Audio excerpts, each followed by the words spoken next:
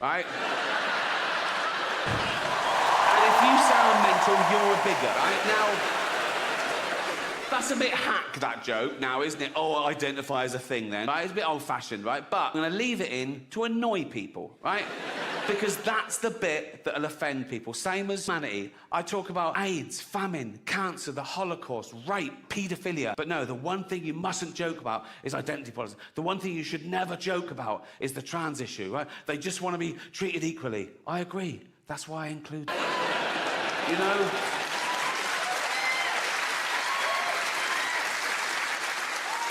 But they know I'm joking about all the other stuff, but they go, no, he must mean that, right? Like a joke is a window to the comedian's true soul. That's just not the case. I'll take on any view to make the joke funniest. I'll pretend to be right-wing. I'll pretend to be left-wing. I'll pretend to be clever. I'll pretend to be stupid. Whatever makes the joke funnier without prejudice. Okay, full disclosure, in real life, of course I support trans rights. I support all human rights, and trans rights are human rights, you know? Live your best life. Use your preferred pronouns. Be the gender that you feel that you are.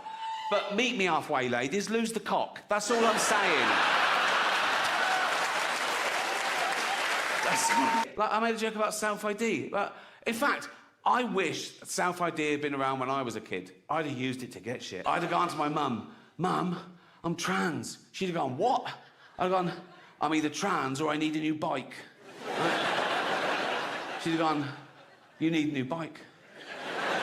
I'd have gone, you're the boss. But I grew up in the 60s, Jesus. I had, like, Victorian parents. We hadn't heard of any of this. But what if I was a teenager now, in these really woke, progressive times, right? And I had really cool, hippie parents, right? And I went, Mother, Father, I'm trans. They'd go, oh, goody, that's so fucking trendy, right? Fancy I picked the vagina. I go, thank you, Daddy. Right? Then there'd be like a montage, right? And I'd go to hospital, I'd have all the electrolysis, I'd grow my hair, right? I'd have a big fanny, I think. No, if someone else is paying, I'll have the big one, you know what I mean? Like, Dad trying to buy me a minge, fuck you, Dad, right? Like, big fanny, boobs, right? And, right? No, and I'd come out and I'd emerge, I'd be a real woman. I'd be Ricky Gervais. I'd be Ricky Gervais, right? Yeah, and I'd be a real woman, right? And you can't change your sexuality, so I find women attractive, so I'd be a lesbian. I'd be a little lesbian fella called Ricky Gervais, right? Right? And probably be a butch lesbian, because of all the testosterone up till then, right? Also, I like the fashion. Jeans, black t-shirt, short hair, beard. I'd be a real lesbian called Ricky Gervais, lesbian about town, right? And so I'd go down to Brighton, right? And I'd go into a lesbian bar, right? And I'd go, hi, pool table, winner stays on. I'd be there all fucking night. Right. This joke isn't worth it for the punchline. The punchline is shit, really. So just enjoy the journey, right? Right. So I'd look around and I'd find one of them pretty lesbians, right? This is so childish and misinformed. It hurts, right? I'm going to leave it in, though, right? So, no, I find a pretty lesbian. This is pathetic, right? Even for me, I can't do this with a fucking straight face, right? And I'd go over that, I go, hi, you a lesbian? She'd go, yeah. Are you a lesbian? I go, yeah, just a bit, look at that, right? And she'd go, that is a lovely fanny. I go, fucking cost enough. She'd go, what? I go, nothing, right? And then I'd be wooing her, right? I'd be doing all like I'd be sort of like complimenting her on her sort of lesy ways. I'd go, I love you, Doc Martens, right? She'd go, oh, thanks, right? Right?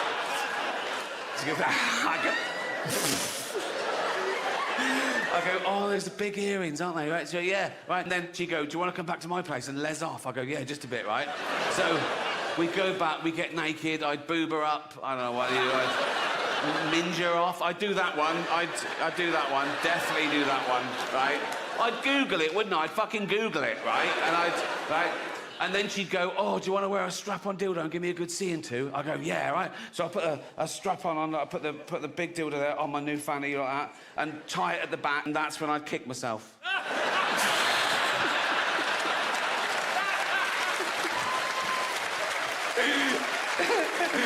I told you it was shit, didn't I? Oh, God. Oh, women. Not all women. I mean the old-fashioned ones. You know, the old-fashioned women. Oh, God. You know, the ones with wombs. Oh. Those fucking dinosaurs. Oh. No, I love the new women. I know the new women. They're great, aren't they? You know, the new ones we've been seeing lately. The ones with beards and cocks. They're as good as...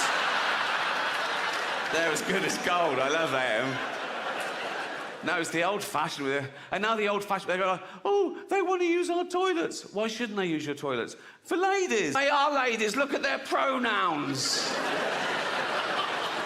What about this person that isn't a lady? Well, his penis. Her penis, you fucking bigot.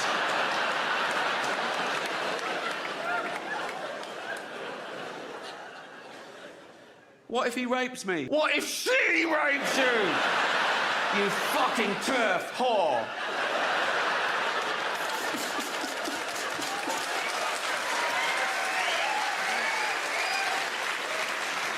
It's not a show. There's no dancers or jugglers. It's basically a bloke talking, which is essentially what stand-up comedy is, isn't it? A bloke talking. Sexist.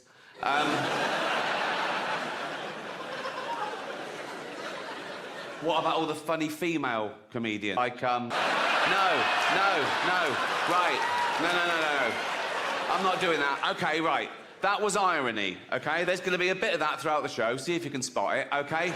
Now, that's when I say something I don't really mean for comic effect, and you as an audience, you laugh at the wrong thing because you know what the right thing is. It's a way of satirising attitudes. Like that first joke, I used the old-fashioned sexist trope that women aren't funny. Now, in real life, I know there are loads of funny women. Like, I did it again, well spotted, good. No, but there are. Aim Edna Everett. She's...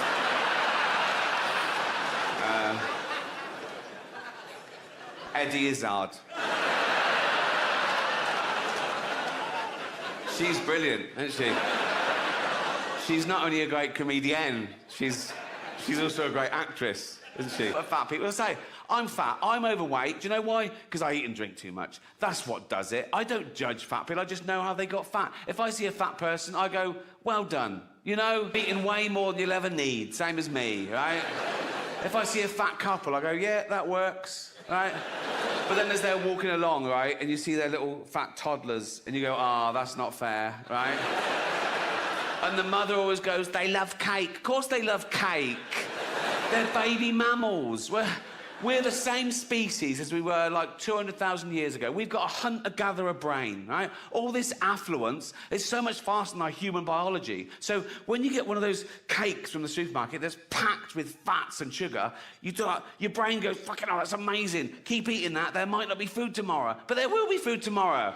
The fridge is full and your mum's on the phone to Ocado. You know what I mean? And now there's even a stigma. Like, doctors get in trouble for saying to someone, you're overweight or obese. They go, no, that's a political thing. No, it's like fat shaming. It's not fat. You don't get cancer shaming. He's trying to save your life, right? There was a school that tried to ban the word obese because they said it was derogatory to, I don't know what to call them, round children, right? But that's the polite word. That's the word we invented, so we didn't say fat little fucker. Don't keep changing words because one person gets offended. Also, fat people aren't offended by the word obese. They did it all. They're happy with it. They're jolly, aren't they? They're jolly. You know, you see a fat person, go, all right, fatty. Yeah. Oh,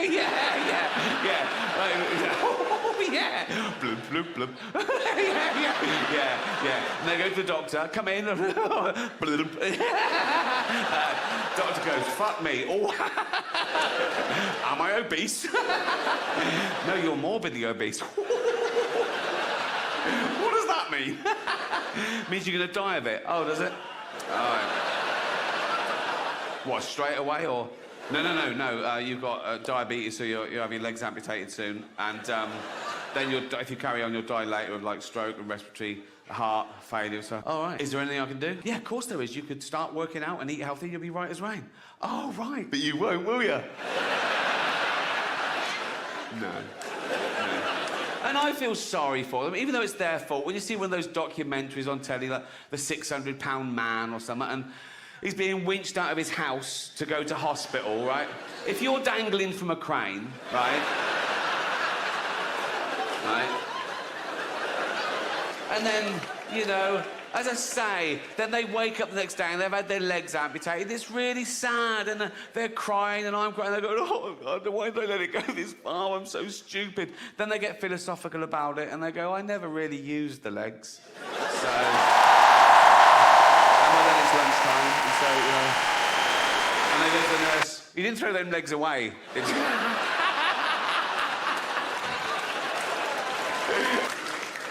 Guys, do you ever act more working class around builders? I do. I can be walking around Leafy Hampstead, right? Book of poems, right? Scarf, right? Just humming Brahms, right? And if some scaffolders go, Ricky, I go, all right, you cunts, how you doing, boys? Like that. And I take that, why am I trying to impress them?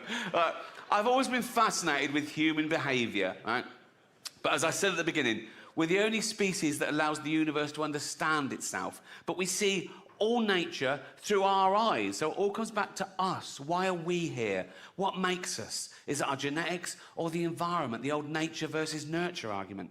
The psychologist Piaget was once asked, what's more important for the intellect of a person, nature or nurture? And he famously replied, what's more important for the area of a field, length or width? All right, mate, if you don't know the answer, just fucking... Psychology, psychiatry, neuroscience, it's still in its infancy. And we still know so little about the brain. And 150 years ago, we knew nothing. It was all guesswork, right? And, everything was just mental. If you weren't a white, sort of heterosexual, married Christian man, right? If you deviated too far, mental. They just went mental, like homosexuality, mental illness, you were put in an asylum for life, or worse, tortured. Women who fell pregnant out of wedlock, mental, asylum for life, right? And now we understand things more, we're more tolerant, we're